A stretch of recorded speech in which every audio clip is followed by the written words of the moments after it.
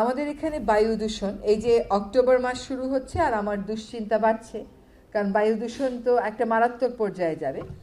বায়ু দূষণের একটা বড় উৎস হচ্ছে পুরনো বাস থেকে নির্গত যে কালো ধোঁয়া। আমি তো আসলে নতুন বাস আর রাস্তায় দেখছি না ঢাকা শহরে, সব তো দেখি পুরনো বাসই, এবং সব বাস থেকেই কালো ধোঁয়া বেরোচ্ছে।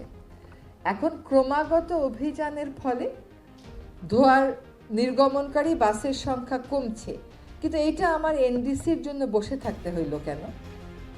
এটা আমার কপের জন্য বসে থাকতে হলো কেন? আমরা কেন আমাদের নগরবাসীকে বায়ু দূষণ থেকে বাঁচাতে এই কাজটা তো আমাদের 5 বছর আগে করা উচিত ছিল, আমরা কেন করলাম না?